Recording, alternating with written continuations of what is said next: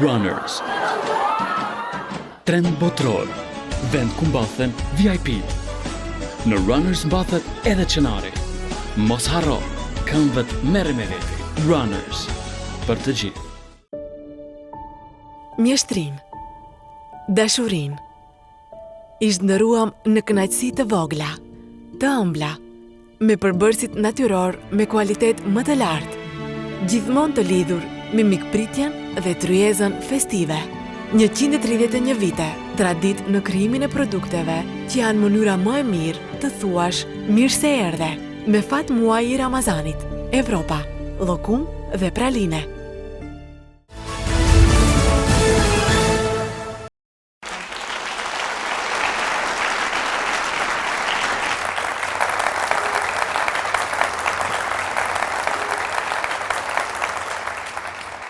Përshëndetje.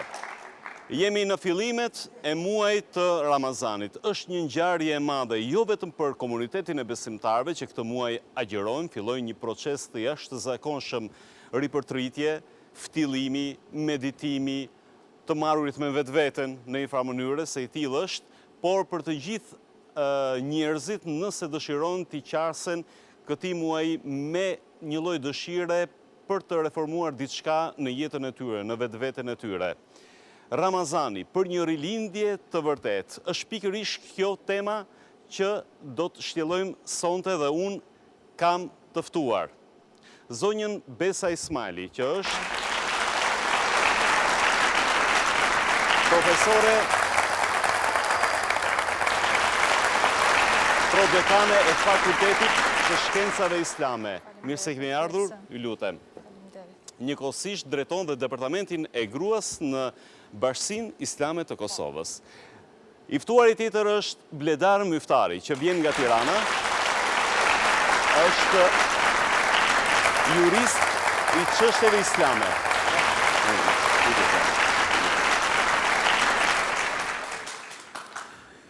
Mirë se u kam në studio. Ramazani për një rilindje të vërtet. Ju besoj dëgjuat atë pak parantez që unë i bëra dhe nuk e di nëse isha i saktë në ato që thash, që vërtet Ramazani është për jetën e një individi, për jetën e një bashkësie, një shans i madh në një farë mënyre për të ripërtrirë nga shumë pikpamje. Do ta filloj me ju, zonja Besa. Ju lutem, do desha në fillim t'ju bëj një pyetje, kur keni agjeruar për të parë, një përjetim individual nëse mund ta rrëfeni këtu. Çfarë moshe? Agjerimet kronike, ko pas kohë, po cilat. Sigurisht kam qenë shumë e vogël, ndoshta 5 apo 6 vjeçare, 7, nuk e mbaj mend kur agjeronim një ditë po, një ditë jo, një gjysmë dite, ndonjëherë edhe gënjenim para shokëve, shoqëve se po agjerojmë. Kjo ka qenë ajo pjesë e fëmirisë, kur faktikisht nga që dëshironin të imitonin të mëdhenjt në shtëpinë tonë dhe shihnim se ka një atmosferë jashtëzakonisht të dashur për ne, kemi dashur që edhe ne të kontribuojmë, do thotë të marrim pjesë në atë Ramazan lëk të familjeve tona. Më seriozisht, natyrisht kam filluar që të agjeroj pa ndërprerje nga mosha 19 vjeçare e deri më sot. Dhe nëse diçka s'ka ndryshuar asnjëherë është që edhe si fëmijë, por edhe atëherë kur arrita një lloj prekurie në praktikimin e dispozitave islame, ishte që Ramazanin gjithherë kam prit me padurim. Me padurim, kuptimin që me të vërtet ka qenë rilindje, kemi dashur të nxjerremi nga ato 11 muaj të mërzitjes, le të themi, të rutinës, çfarë do qofshin ato. Mbaj mend si fëmijë, Ramazani ishte verës, dhe natyrisht edhe një gëzim tjetër, sepse ishin pushimet verore, por megjithatë është i veçantë. Edhe kjo është një pikë interesante. Unë po them nga përvoja ime personale, e kam filluar të gjeroj në një stinë që ka qenë stinë e ftohtë dhe kam menduar që kjo është një stinë që në një farë mënyrë i shkon jo vetëm për orarin e mosngrënjes, por edhe për një lloj atmosfere tjetër dhe nuk e kam menduar që mund të jetë po kaq komod ose po kaq i ëmbël në një farë mënyrë edhe në stitë të tjera siç është vera vapa, po s'kishte pas asnjë diferencë. Dhe pikërisht do ta filloja me ju, Bledar, nëse mund të shtjellonit urtësinë e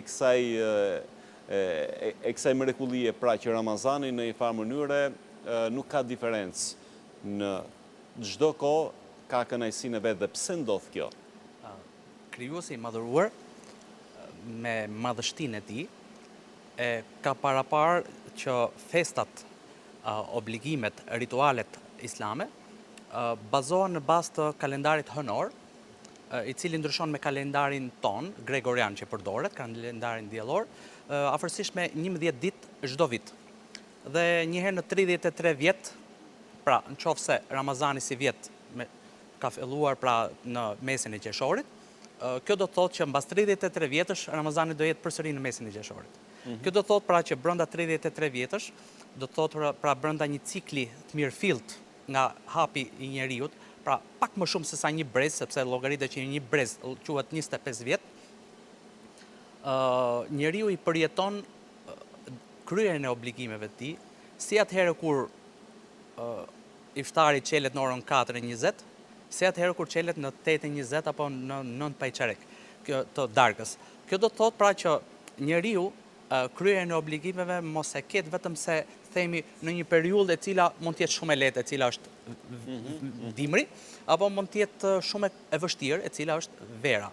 Por kjo do të thotë që në vetvete ne të ndjehemi komod, të ndjehemi të përshtatshëm në të gjitha stinët dhe në të gjitha moshat, sepse qofse ne sot, për shembull, kemi një moshë X, qofse Zoti do na japi jetë mas 33 vjetëve, pra do jemi moshthyer dhe do jemi të rrugjuar me duar që edhe mund të na dridhen, por atëherë do ta kujtojmë me nostalgji që edhe kur kemi qenë të ri, siç jemi sot, e kemi agjëruar. Pra Zoti me madhështinë e tij e bën të mundur që njeriu të përshtatet në të gjitha kohat dhe mos kemi kohë të përcaktuara dhe themi që jo, vetëm në pranverë ne që është këndshëm, është butë, atëherë po agjërohet. Jo, agjërohet në të gjitha stinët, sepse edhe përkushtimi dhe detyrimi i brendshëm që njeriu ka, normalisht që e gjen veten në të gjitha stinët dhe themi që është si puna e saj, nuk falemi vetëm të xhuman se vetëm atëherë është, por ne falemi 5 herë në ditë. Pra ne nuk agjërojmë vetëm në kohën e ftohtë, por ne agjërojmë edhe në ngrohtë, edhe në ftohtë. Pse? Sepse nuk ka të bëjmë vetë tek ndetja pa ngrënë, pa pirë, por ka të bëjmë me atë pjesën e devocionit. Pikërisht këtu desha të ndalim pak, sepse muaji i Ramazanit ka si bazë agjërimin, pra një ritual e agjërimit që në thelb ka mos ngrënien, mos konsumimin e ushqimit dhe disa ndalesa tjera për një orë të caktuar. Mirë, po kur është fjala për ta zbërthyer nga të gjitha pikpamjet në kompleksitetin e vet, nuk zë shumë vend më tepër çështja e orarit e agjërimit pa ngrënien, se sa disa procese të tjera që ndodhin në ndërgjegjen e njeriu, në vetëdijen e tij, në shpirtin e tij, dhe unë pikërisht këtu desha ndalem. Pra, njeriu më tepër e ka të nevojshme këtë muaj për për atë kalitjen fizike, si më thëmë, për atë sprovën fizike të mos ngrënit, apo për disa procese tjera shumë më fisnike. Pra, do të themi që është një thënie profetike, profetit Muhammed, paqja dhe mëshira e Zotit qoftë mbi të. Besoj se gjatë këtij muaji do ta përmendim pothuajse të gjithë pjesëmarrësit në emisionet tuaja, po edhe lektorët në për xhamia apo në tribunat ndryshme, ku thot profeti Muhammed a.s. pra që kush nuk e lën fjalët e kota dhe punët me to, Zoti nuk ka nevojë për etjen dhe urinë e njeriu. Pra do të thotë që procesi i agjërimit në vetvete fizik, pra pjesa fizike, mos ngrënia dhe mos pirja, është një hap, është vetëm një tregues, por që tek Zoti i madhruar nuk ka vlerë qofse nuk shoqërohet me atë pjesën e brendshme. Dhe pjesa e brendshme pastaj ka të bëjë me disa këndvështrime, disa alternativa, sepse ke të bësh që unë po ri pa ngrënë dhe po pirë, po nga ana tjetër kur të vi puna, kur të kem ermirin përpara, ose kur mos e kem, po kur të jem në bashkëbisedim me të tjerët, ermirin e bëj hor, pra nuk le llaf pa i thënë, ose pa thënë për ermirin, ose nuk le llaf pa thënë për fisin tim, për të afërmit e mi që nuk i dua, nuk më shkojnë, për kolegët e mi, atëherë do të thotë që më rroft mua që agjërova, sepse nuk ka vlerë ky agjërimi. Por nga ana tjetër, Ramazani duke na mësuar që shifse në vetvete ti, secili nga ne duhet ta ndërtoj jetën e tij duke mos folur keq, duke e frenuar veten në sër veprimesh, është si pjesë e një shkolle, pra shkon dhe bën një kurs, një mujor, që ti pjesën tjetër të vitit të shërbej. Pra, si ne shkëm në një kurs intensiv për të mësuar anglisht më mirë, për ta perfeksionuar se ndoshta duke mos qenë gjuhën nënës na duhet për atë. Dhe shkëm në një kurs intensiv në mënyrë që të perfeksionojmë këtë pjesë. Ramazani është një muaj, është një periudhë kohe që është një kurs intensiv i cili na nxit ne nga brenda dhe nxit brenda nesh shumë faktorë. Dhe një nga faktorët është që na mëson, pra është një kurs i shpejt, intensiv që na vën ne para disa parimeve, që themi, shif se qofse 11 muaj ti s'ke pushuar duke folur, këtë muaj ti nuk flet. Pra do të thotë që nëse rrim për një muaj, mund të rish edhe për 11 muaj të ardhshëm. Për 11 muaj të ardhshëm. Dhe kjo është në aspektin në marrëdhënie me të tjerët. Por kemi edhe problemin tjetër. Njeriu në vetvete është egoist. Dhe duke qenë egoist, atëherë çfarë ka? Shpeshherë i duhet të reflektoj me veten. Dhe duke dashur të reflektoj me veten, nga herë thotë s'kam kohë. Interesant është se në Ramazan njerëzit kanë shumë kohë. Sinqerisht, në Ramazan njerëzit kanë shumë kohë. I del kohë për të lexuar Kur'an, i del kohë për të shkuar në xhami për të falë teravit, i del kohë 10 ditën e fundit për të falur namaz nate, pra përveç aty për të shkuar edhe në namaz nate, plus çka mund të falë dikush në shtëpi, plus për të shkuar në iftare për të gëzuar, për të ftuar të tjerë, i del kohë për shumë gjëra. Dhe e kupton që në të vërtetë mund të bëj gjëra të mira, por i del edhe ajo koha kur të ulet, ti lutet Zotit dhe thot ato që i thot Zotit me brëndsinë e tij, atëherë do të thotë që ky njeri dal nga dal, motori i tij fillon edhe vetë në lëvizje, se thot profeti Muhammed alayhis salam pra që 10 ditë i parë është mëshirë, 10 ditë i dytë është falje gjunahesh dhe i treti është shpëtim nga zjarri i xhenemit. Pra dal nga dal se fillon ai motori vetë në lëvizje, ai brenda shpirtit, pra shpirti i njeriu vetë në lëvizje dhe fillimi është falje, rahme. Dhe mas faljes fillon mëshirë, mas mëshirës kalojmë ke shpëtimi nga zjarri i xhenemit. Kjo do të thotë që Zoti nuk na merr kështu me katapult dhe na fali, na mëshiroj dhe na shpëtoi nga zjarri i xhenemit. Ai është i gjithë mëshirshëm dhe nëse don e bën, por a e meritojmë ne? Atëherë çfarë ndodh? Zoti me madhështinë e tij pra na e ka prur secilit nga ne, ato që ju e kishit, e na e ka prur një herë në vit një mundësi, ato të cilën shpesh herë njerëzit i humbet mundësia në jetë dhe thotë sikur ta kisha edhe një herë. Sikur ta kisha edhe një herë. Ne, Zoti me madhështinë e tij, por aq kohë sa na ka dhënë jetë, flasim që nga momenti që jemi mosh rritur që obligohemi të agjërojmë, obligohemi të falemi në rastin tjetër apo obligohemi të shkojmë në haxh, pra që nga momenti që obligohemi, Zoti na e ka dhënë mundësinë që një herë në vit të rigjallërohemi me vete, të ripërmendim veten, të shkundim veten tonë, pra si një elektroshok i mirëfillt, por që jo elektroshok që ta jep zemra me një herë. Thot jo. Fillimi thot mëshirë, pastaj falje, pastaj mëshirë, pastaj shpëtimi zjarri i xhenemit dhe vjen drejt fundit kur vjen ajo që thot punët e mira të bëra në një natë, pra në një natë në një ditë, është sikur je ke jetuar 83 vjet e ca muaj. Pra çfarë ndodh? Zoti i madhëruar e bën njeriu në gjendjet e tij shpirtërore duke ndryshuar dhe vjen aty ku duhet, pra atje ku duhet. Pastaj se sa arrim, këto janë gjëra specifike personale. Prandaj dhe feja jon, feja e njerëzimit, Islami që do thotë nënshtrim ndaj urdhave të Zotit, atëherë çfarë ndodh? E ka bërë që njeriu ta ketë marrëdhënien drejt për drejt me Zotin dhe me kërkën tjetër. S'ka nevojë ti thotë të tjerëve, të lutem thuaj Zotit të më falë. Jo. Unë, edhe ju, edhe zonja, edhe të gjithë të tjerët, pavarësisht diversitetit tonë në dije, pavarësisht diversitetit tonë në kulturë, pavarësisht diversitetit tonë në sa dim nga feja unë apo ju, para Zotit jemi të barabartë. Dhe nëse ju nuk dini ta lexoni Kur'anin për shembull në arabisht, por Zotit tënd dhe timit ditë i thuash, krijuesit ton, ditë i lutesh. Zoti e pranon atë që ke në zemrën tënde, pavarësisht se më forma se si ditë i lutesh. Dhe nëse lutesh gabim, por e ke bërë pa vetdije, prap Zoti ta fal.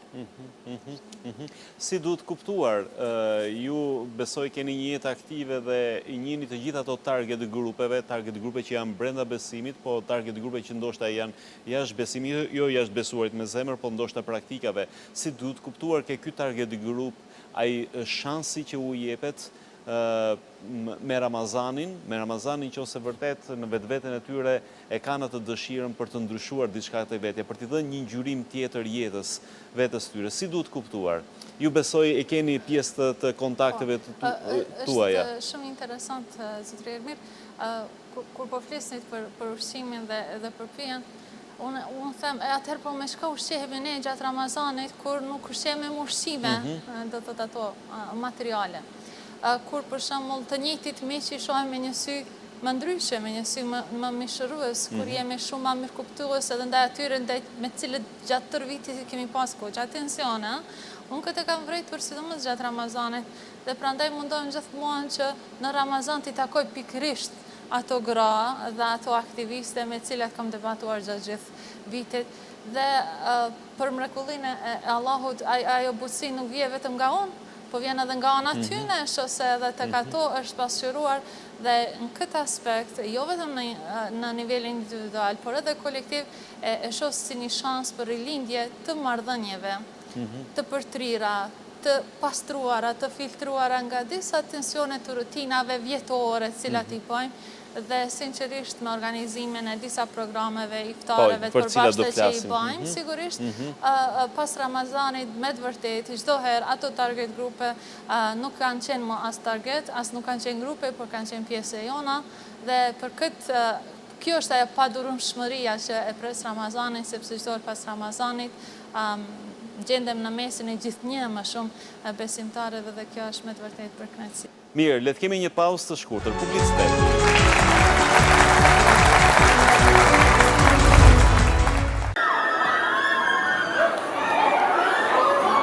Runners.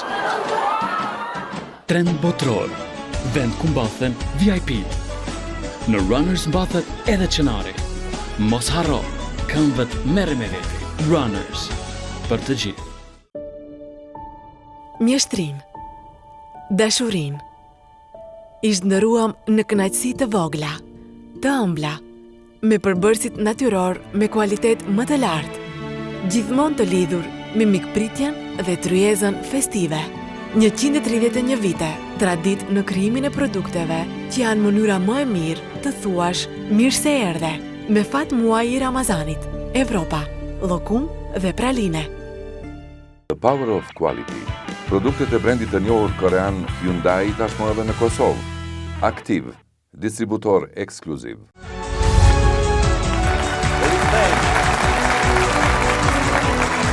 Rikthehemi në këtë bisedë kaq të këndshme me të ftuarit tanë. Bledar Miftari dhe Besa Ismaili. Po diskutojmë për Ramazanin si një rilindje e vërtet për njeriu, pra jo vetëm për besimtarin, por për njeriu, sepse në komunikimet tona kemi atë shprehen stereotipe. Ndalu 5 minuta o njeri. Du të ndalet 5 minuta njeriu dhe të mendoj. Du të ftillohet në një farë mënyrë, sepse rutina e jetës, rutina e gjërave, ajo pjesa paradoksale, ajo pjesa e marrëzishme jetës e merr përpara edhe nuk dihet pastaj se çfarë bën. Dhe gjithmonë njeriu e ka nevojshme të ndalet në një stacion ku të ketë mundësinë të meditojë, të ngrenë disa pyetje ndaj vetes, të reflektojë ndaj vetes, të bëjë atë pushimin e shkurtër. Ose siç mund ta themi si ajo makineria që ka nevojë të pushojë të bëjë një remont dhe ta fillojë me kilometrazh zero. Pikërisht, a është vërtet Ramazani një shans i tillë për njeriu dhe ndoshta ndër paketat po themi hyjnore që i ofrohet njeriu pikërisht për këtë rast 5 minutash. Për këtë domosdoshmëri të këtij 5 minutëshi. Krijuesi i madhëruar pra i ka dhënë krijesave të tij, na ka vënë ne krijesave të tij, disa prej këtyre stacioneve, të cilat normalisht ndikojnë pozitivisht në jetën tonë. Ne kemi haxhin, që thot profeti Muhammed, paqja dhe mëshira e Zotit qoftë mbi të, pra që ai që kryen haxhin dhe nuk bën veprime gabim atje, kthehet i pastër, pra Zoti ja ka falur gjunahet, i ka pranuar dhe veprat e mira dhe kthehet i pastër i rilindur me veten e tij, në formën e tij, me shpirtin e tij, thot një lloj sikur e ka lindur nëna. Pra, ashtu siç është një foshje pa gabime dhe del në jetë, ashtu kthehet muslimani shpirtërisht në radhë të parë, por edhe para krijuesit madhëruar nëse veprat që ka bërë dhe ritualet që ka bërë me gjithë zemër, kthehet i pastër dhe pa gabime. E njëjta gjë ndodh në Ramazan. Në Ramazan, por ndodh më shpesh, nëse haxhin e kemi një herë në jetë dhe për shkak të vështirësive, lodhjeve dhe të tjera me radhë, normalisht që është shpërblimi dhe pak më i madh në aspektin e faljeve, po flasim për sa i përket asaj që ka transmetuar profeti Muhammed alayhis salam, Ramazani vetvete është vjetor. është shkundje, është një shkundje dhe nuk ka nevojë të shkojmë larg, nuk ka nevojë të shpenzojmë shumë, por është një shkundje shpirtërore që ne e kemi këtu në vetvete. Dhe duke na shkundur shpirtërisht, duke na shkundur psikologjikisht, duke na vënë para një pozite të cilën ne duhet që të vetë reflektohemi dhe pastaj vetë reflektimi që vjen nga brenda të shfaqet në publik. Ashtu siç tha zonja e nderuar, tha që nëse i kemi quajtur stereotipe, grupe stereotipesh, më mbrapa nuk i shikon të tilla. Madje vjen një moment dhe e ndërron, thua, sikur ti kishim ato ditët e Ramazanit që të mblidhemi përsëri me ato. Çfarë ndodh? E kemi parë që vetë kemi qenë më ndryshe, të tjerët kanë qenë më ndryshe, na kanë parë më ndryshe dhe ne i kemi parë të tjerët më ndryshe.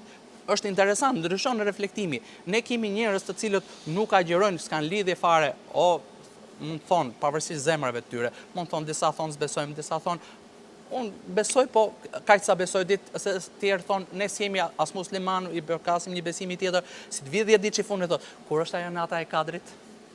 Pra, interesant është, pse? Sepse ç'a ndodh? Rizgjohet tek secili prej njerëzve, është pjesë e natyrshmërisë njerëzore dhe thotë, dua dhe unë të lutem. Pra, çdo njeri e ka të nevojën, kur është ajo nata e Kadrit që ta agjeroj dhe unë, kur çelet, kur nuk çelet, çfarë duhet bëj, ç'as duhet bëj, por kur e ka këtë një njeri që ndodh, pra e kërkon një herë në vit, sa aq është bonsensi i tij apo themi kapaciteti i tij kulturor dhe intelektual për fen, po ne tjerët që tha zonja, unë se kam unë nuk kam agjëruar aq sa thot zonja, pak më i madh, por mjedisin që ka pasur se ne ishte më ndryshe, nuk agjëroje dot, ne shifnim gjyshin që i çaje buza dhe s'flisnim dot që është agjërueshëm, ishte tjetër rrethana atje, por ama po të ti unë e tjerë më radhë të cilët e kemi në brëndësi, e kemi pjesë e kulturës, pjesë e traditës, pjesë e bomsense dhe dëshirës, është edhe pjesë e dëshirës, atëherë çfarë ndodh? Ne gjallërojmë nga brenda, gjallërojmë në aq formë, mirë po çfarë ndodh?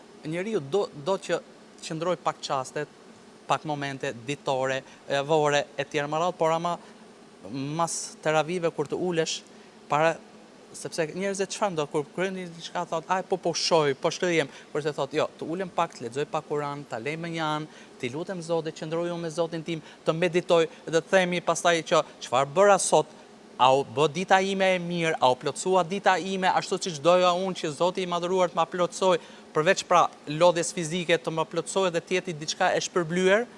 Dhe normalisht pastaj ndikon edhe themi, po në mas Ramazanit në ditët tona të përditshme, kur të bëjmë vepra nga më të ndryshme, se s'ka njerëz që të cilët i përfshin rutina, a mund ta gjejmë ne kohën pastaj dhe ashtu siç medituam gjatë Ramazanit të ulemi dhe themi, po çfarë bëra sot, po çfarë mund të ishte gabim nga veprimet e mia, çfarë bëra unë të cilën ndoshta mund të kem të fyer, mund të kem cënuar, mund të kem prekur, mund të kem lënduar, mund të kem bërë mirë, çfarë mund kam bërë unë të cilën nëse do ma bënin të tjerët mund mos isha i kënaqur dhe normalisht pra përditshmëria e Ramazanit na jep atë mundësinë e reflektimit që edhe në ditët e tjera të qëndrojmë një 5 minutë, qofse njerëzit harxojnë kohën, harxojnë parat, merren me yoga, harxojnë me atë për arritur atë që duan meditim, ne kemi shumë kollaj, mjafton një cep me një sexhadë thjesht, me divani, me atë në një cep të divanit mund të ulemi të meditojmë dhe themi arritëm ne, por duke bërë 30 ditë me radhë në periudha të ndryshme, ngel ajo pastaj që një herë në ditë, 2 herë në ditë kesh mundësi ta bësh,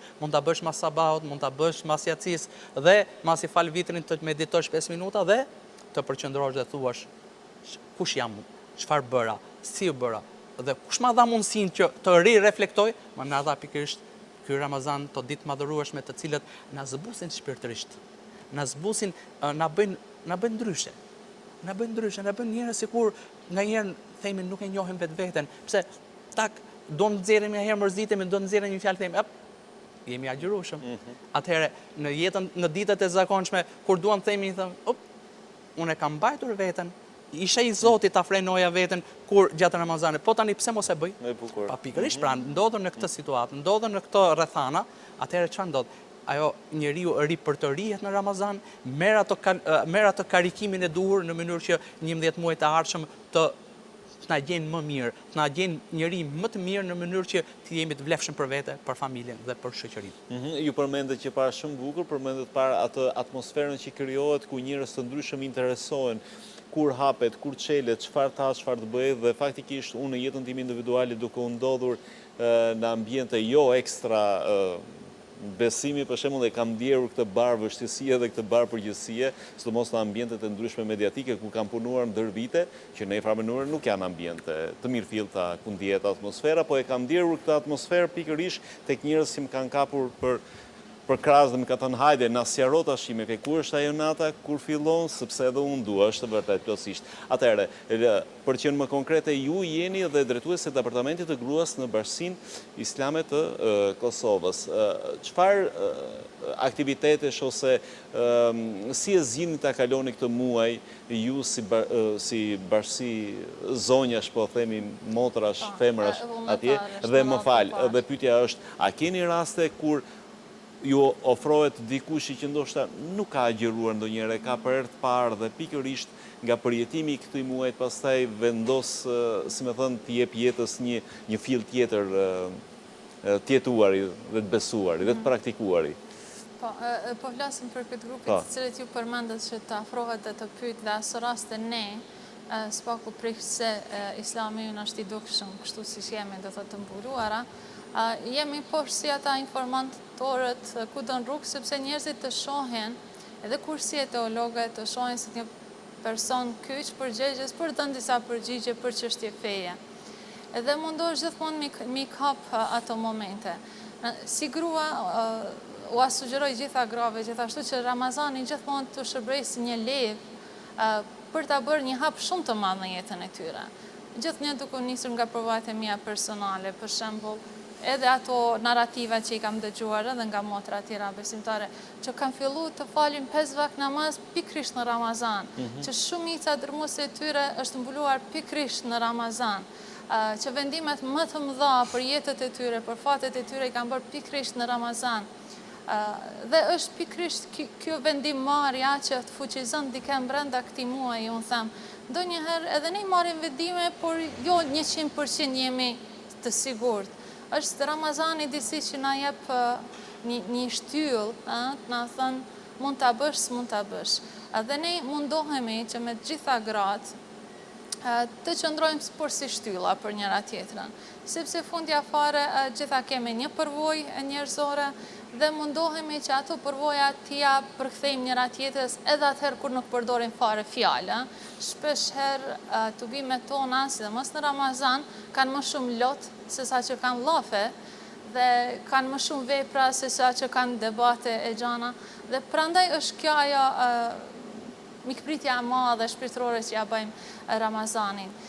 Një efekt tjetër të cilin e gjejmë në Ramazan edhe çuditërisht si nuk e gjejmë edhe në muaj tjerë, do donim, do të ishte ideale, është që arsyeja bëhet shumë, si po di si më thonë, mbizotruese, mbi emocionet pavarësisht sa të sinqerta e kemi. Edhe atëherë kur kemi të bëjmë me njerëz cilët spaku para Ramazanit kemi menduar se për ndonjë çështje deri diku edhe mund t'ju mungoj arsyeja. Kjo është fakti ndoshta edhe e qetësimit, sepse Ramazani është, siç është përshkruhet edhe në Kur'an, është qetësi, apo jo, është qetësi shpirtërore, të jep një prehje. Është gjithashtu litar, të kapemi për Kur'anin i cili në Ramazan është shpallur dhe në cilin leximi i cili në Ramazan ka shumë fish më shumë se vape, dhe mundohemi që të kapemi për atë litar më shumë se çdo ditë tjetër dhe për atë litarit të rrethohemi të gjithë. Në anën tjetër, nuk e di, gjithë viti pastaj shkon me diskutime nga kujtimet e pati muaji. Ka diçka të veçantë, të cilën besimtarët tashmë të trajnuar, din ta dallojnë. E ajo është që asnjë rutinë e jetës sonë nuk e ka atë shije siç e ka në Ramazan. As ushqimet nuk e kanë atë shije, as tubimet, as takimet, as bisedat, dhe ky është ai momentum që çdo njeri besoj duhet ta shfryzoj për ta bërë atë hapin e madh të jetës së tyre, çfarë do qoftë ai, në çfarë do aspekti qoftë ai. Një gjë tjetër gjithashtu që e kam vërejtur së paku gjatë punëve tona, është që njerëzit garojnë, Ermir. Derisa gjatë vitit, paka shumë edhe për ta cohemi, do ta bësh, po do shoh, tu kemi një punë për të bërë, do ta bëj unë, ma le mua, unë i jap, unë e bëj, do thot njerëzit garojnë tashmë për ato punët e mira, për ato veprat e mira, dhe pa asnjë kundër shpërblim. Edhe atër kur kanë nevojë, edhe atër kur u takon, nuk duan ta marrin, sepse është pikërisht ky muaj që ua jep motivin për të bërë punë pa pagesë, për të bërë punë cilat në rrethona të tjera mbas edhe nuk do t'i bënin. Edhe çfarë është më rëndësishme, kuptohet nga pala tjetër se po e bën atë punë për hir të Zotit të saj dhe të besimit të saj. Edhe po të jetë kundërshtari më i madh, ai e di që ndoshta besa në një rrethon tjetër, mbas edhe mund të ishte paksa më krenare, mbas do ta kishte paksa një unë më të fortë. Por në Ramazan janë të shkrira këto. Të gjithë këto ego, të gjithë këto mbetin në një mënyre dhe unë besoj se në jetën e një muslimanje, sigurisht kjo vlen për të gjithë, po po flas për perspektivat tona personale, Ramazani është ai litari i madh i cili na nxjerr nga ato që ne i themi masa, nga ato që ne i themi mënyrat lehta të jetesës. Jo se kjo është e vështirë, por se hapi i parë është gjithmonë i vështirë, ndërsa hapat e tjerë të qesin në dritë, të qesin në sipërfaqe dhe pastaj t'i bën sikur fluturon, se jo më që ecën, por ajo është i rëndësishmi dhe aty është ajo cytja. Nëse ti do kapesh për këtë litar, apo do fundosesh. Dhe sa më herët, sa më shumë që njerëzit e kuptojnë, aq më mirë për ta. Dhe një gjë tjetër është që nuk e dojmë këtë shpëtim vetëm për veten tonë, apo jo? E dojmë për të afërmit, për të dashurit, për fëmijën. E du për popullin tim, unë dua që Kosova ime të kapet fuqishëm për këtë litar gjatë Ramazanit, të ketë shumë më shumë rahmet ndaj të varfërve, ndaj jetimve të cilët i kemi me bollëk në Kosovë, që të kapet për këtë litar dhe që njerëzit t'ju rritet arsyeja për bisedu, për të gjetë një rrugdalje, që të mos priten duart e huaja për të gatuar bukën tona, që t'i bëjmë punët tona vetë. Dhe shpresoj që edhe këtë Ramazan t'i vjelim disa nga këto mirësi, inshallah. Mirë, do të kemi edhe një minutash tjetër, pas një hapësire publicitare.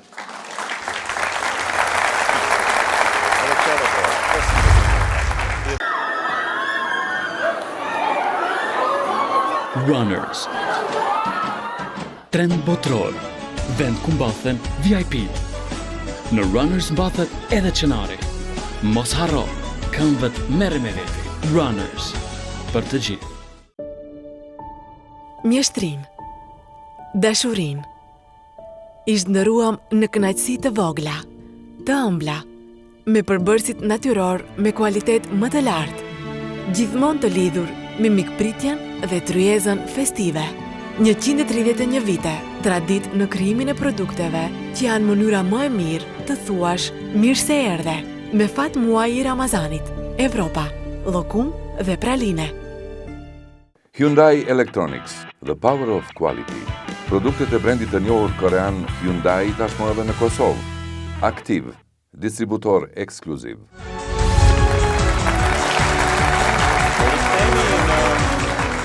Pjesën e tretë të emisionit Ramazani për një rilindje të vërtet me Bledar Miftarin dhe Besa Ismailin. Besa tha një fjalë shumë të bukur, një citat shumë monumental. Muaj më tepër lot se sa fjalë.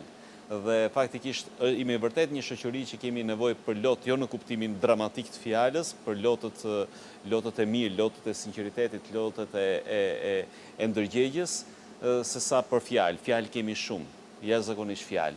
Na kanë ardhur këtu në një mënyrë. Aq sa heshtja na është bërë shumë më e fortë e dëshirueshme. Nuk e di cila është komenti që mund t'i bëni.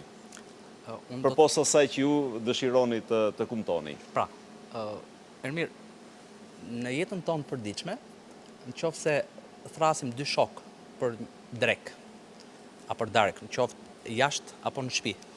Në qoftë se dikush do na thotë, i kam edhe një shok tjetër apo edhe dy, ti jemi të sigurt që dikush nga ne, qoftë familja, që ndoshta s'është e përgatitur për të pritur 4 në vend se të prisi 2 mysafir, apo qoftë edhe ne se ndoshta nuk na ka mbajtur xhepi ose në xhepin ton kemi planifikuar që të shpenzojmë për 2 bashkë me veten 3 dhe jo për edhe 2 tjerë 5.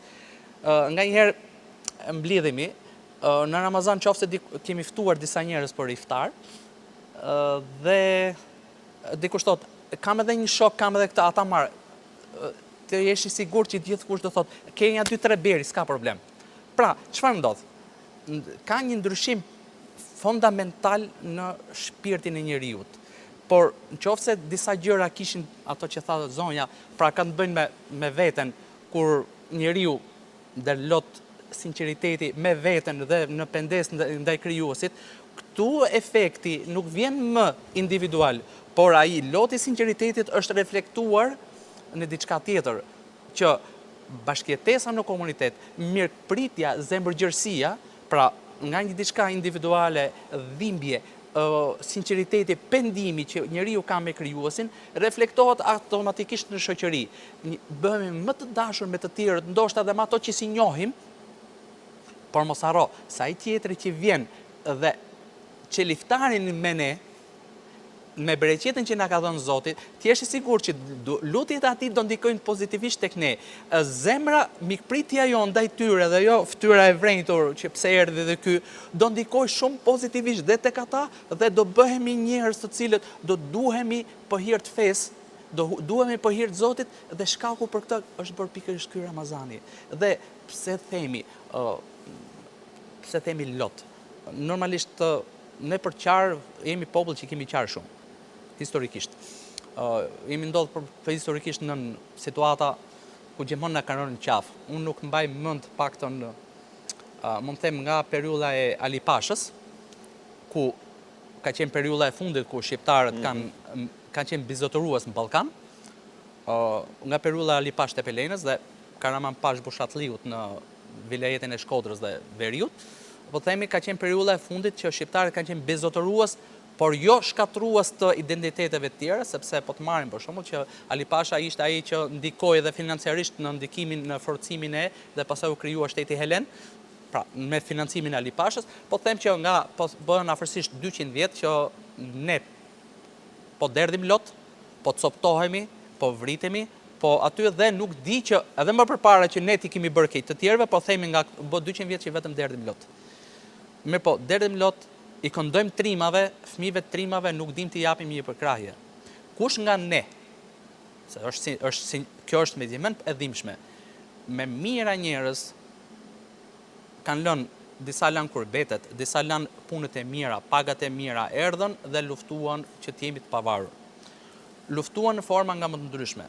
Lanë fëmijët e tyre. Kush prej nesh, sepse kur na thrasin në një koncert ku këngëtar i këndojnë atyre trimave, jemi të parë që e blejmë biletën shumë shtrenjtë për ato, por nëse do vjen puna për ato fëmijët, për ato jetimat që i kanë lënë, atyre njerëzve që kanë derdhur gjakun për këtë vend që të jetojmë më të lirë, askush nuk kujtohet. Ramazani është një reflektim për këtë gjë, është një nxitje për këtë gjë, dhe është një meditim për këtë. Edhe është një meditim për të gjithë ne. Qofse ne sot ndodhemi para situatave ku njerëz të ndryshëm, donatorë të ndryshëm, bien, ndihmojnë, njerëz që as na njohin dhe as i njohim, as i njohin ato familjet, ato jetimët, dhe sjellin nga vendet nga 5-6.000 kilometra larg, mos më shumë. Disa nga janë organizata që jetojnë, apo njerëz që jetojnë muslimante Shtetet e Bashkuara, në Kanada, në Britani, apo edhe muslimante lindjes së afërme, sepse ajo lindja e mesme, se quhen lindja e mesme për tjetër arsye, po për që është lindja e afërme, vendet e gjirit sjellin. Ato pse e nxjerrin këtë gjë? Ato e nxjerrin nga përkushtimi që kanë ndaj Zotit, nga dashuria që kanë dhe ai meditimi dhe reflektimi që ato kanë me veten e tyre, që kanë ndikuar Ramazani, kanë ndikuar Haxhi, kanë ndikuar besimi tek ata. Ne vetë sa reflektojmë, qofse se s'na ka ndodhur deri tani, ky Ramazan të cilin po jetojmë, është një mundësi që ne të reflektojmë dhe themi, sa prej jetimve un kam mundësi, sa prej nesh e kemi mundësin që i ndrojmë fëmijëve mobilat, i ndrojmë makinat, i ndrojmë veshjet, sa herë ndrojmë ne mobilet e shtëpisë tonë, mërë po ato jetimin, a kemi mundësi një vit shkollor t'ja financojmë? Ato libra dhe rrobat t'ja blejmë, mos i jep para se ndoshta nuk je i sqetë, bleja rrobat dhe i thua po, rrobat e dimrit, rrobat e verës, ky jetimi ka nga unë, çantën e librave të shkollës e ka nga unë. Po shif se ndoshta babai i tij ka dhënë jetën që ne të jetojmë të lirë, sepse 1,5 milion njerëz u shpërndan nëpër kufive, nëpër vendet, kuptohet, tokat shqiptare rreth e përqark, por u shpërndan lantrojet e tyre. Ato njerëz dhan kontributin bashkë me aleancën që është për të falendëruar, për aleancë e vende perëndimore që ndikoj pozitivisht. Por ama ne po flasim për ne. Sa ndikojmë ne, sa japim ne, nuk japim asgjë.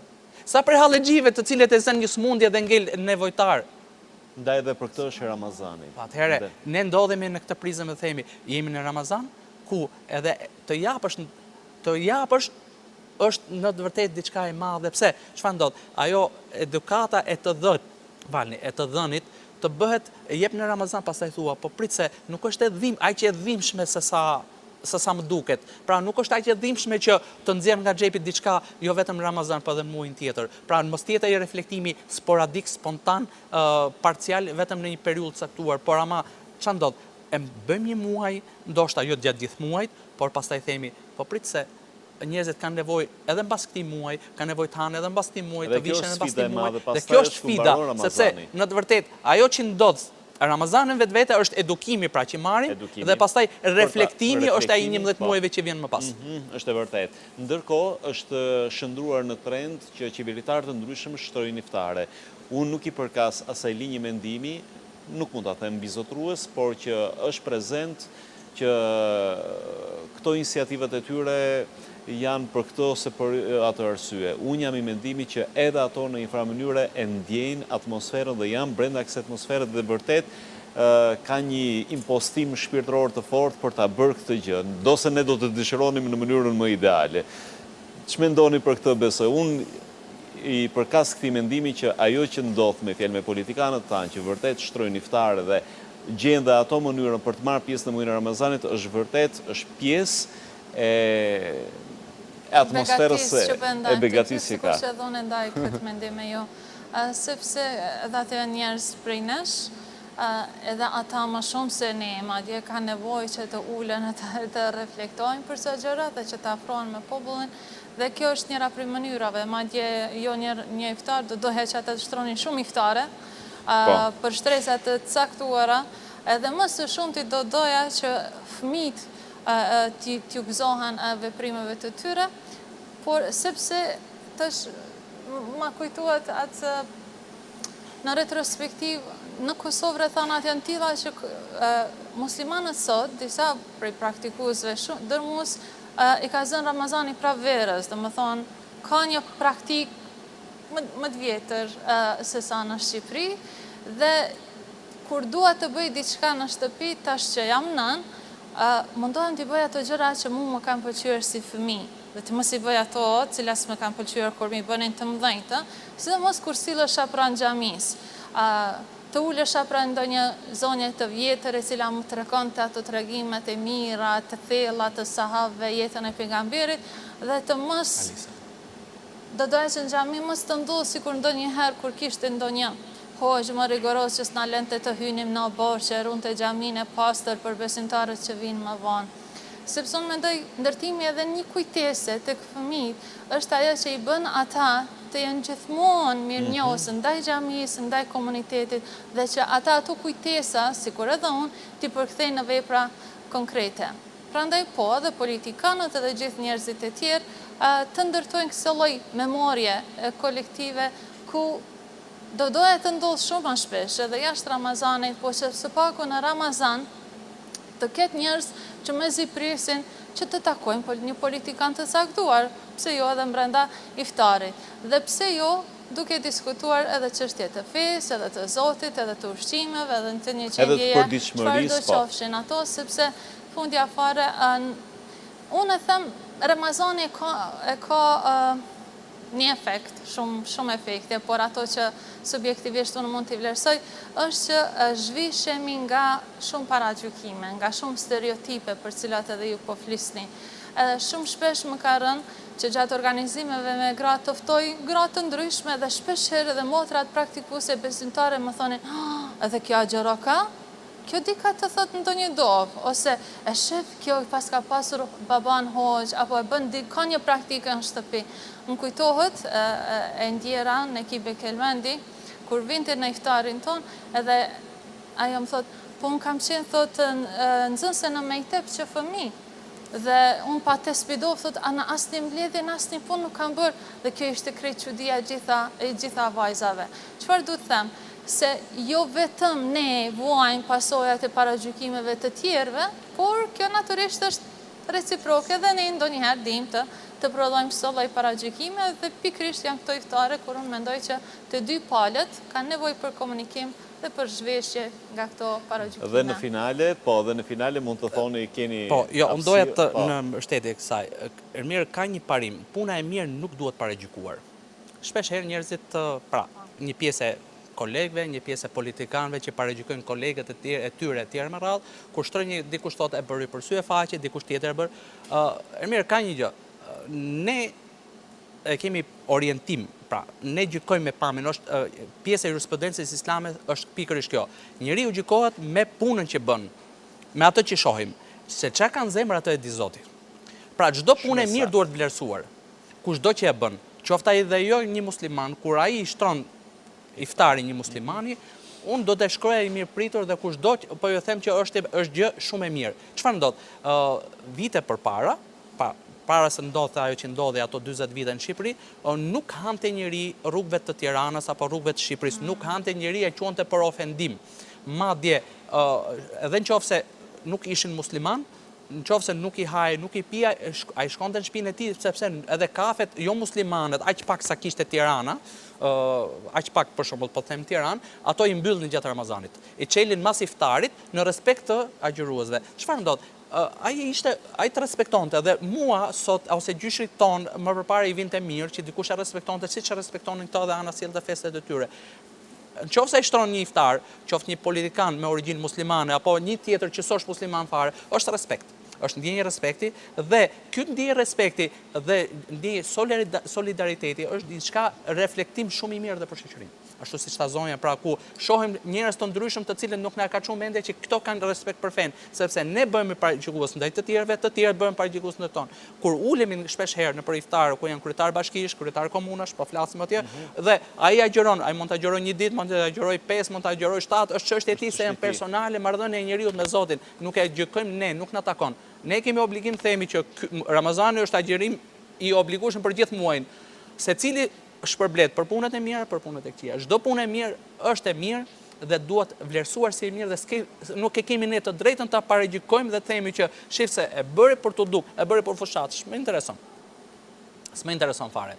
Ai ka bërë një punë të mirë dhe atë si e ka pas ai qëllimin e tij. Zoti është ai që shpërblen për qëllimet që kanë zemër, por ne dimë që është bërë një punë e mirë dhe në puna e mirë shpërblehet. Të paktën nëse Zoti e ka quajtur punë të mirë, ne në reflektimin tonë ne nuk mund ta paragjykojmë dhe s'kemi drejt ta paragjykojmë. Unë do thoja është një punë jashtëzakonisht e mirë, jashtëzakonisht vlerësuese, sepse në radhë të parë bën që njerëzit në vetvete të jenë, çfarë ndodh? Mbas 11 shtatorit ka ndodhur, pavarësisht se si ndodhi, pse ndodhi, kush e bëri, i takon tjetër kujt. Mbas 11 shtatorit normalisht ishte një paragjykim, mbaj mend në atë periudhë, në pozicionin që kisha, ambasada amerikane, bërë një përshëndetje për Ramazan, presidenti amerikan në atë periudhë Bush i shtoi iftar dhe ndryshoi qëndrimi, po ja them, mas iftar që shtoi presidenti Bush në atë periudhë, pra që ndodhi në atë vitin që pasoi mbas 11 shtatorit, ishte një shlirim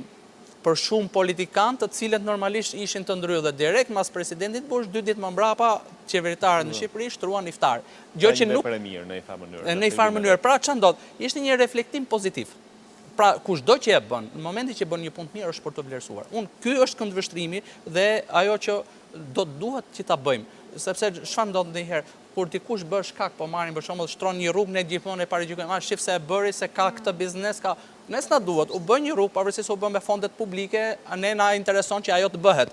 Më mirë të bëhet, apo më mirë mos bëhet. Pastaj pse e bëri, pse se bëri, mos i hym këtyre gjërave, se pastaj është ajo që tham dhe që tha dhe zonja, pra që na duhen më tepër lot, më tepër pendim, na duhet më tepër se sa na duhet paragjykojmë të tjerë dhe të merremi paragjykimet. Prandaj dhe prandaj jemi në Ramazan, që t'i lejmë paragjykimet dhe të vetë reflektojmë dhe të vlerësojmë të mirën. Ja pra pse është i nevojshëm Ramazani për jetën e njeriut dhe ja pse jeta e njeriut e ka të nevojshme të jetë sa më tepër Ramazan. Ju faleminderit, zonjë nderuar, zonja Besa dhe ju i nderuar Bledar, për të gjitha shtjellimet, për të gjitha fjalët e bukura, të ngrohta dhe plot kumt dhe për mesazhet që përcollet në këtë hapësirë Nektar. Bashkë miru takofshim në emisionet e tjera. Faleminderit.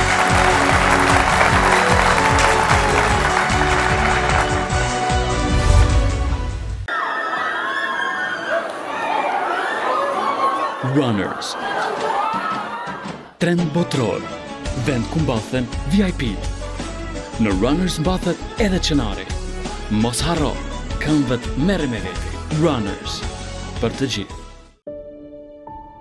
Mjeshtrim, dashurin. I zhndëruam në kënaqësi të vogla, të ëmbla, me përbërësit natyror me kualitet më të lartë, gjithmonë të lidhur me mikpritjen dhe tryezën festive. 131 vite, tradit në krijimin e produkteve që janë mënyra më e mirë të thuash mirë se erdhe, me fat muaj i Ramazanit, Evropa, llokum dhe praline.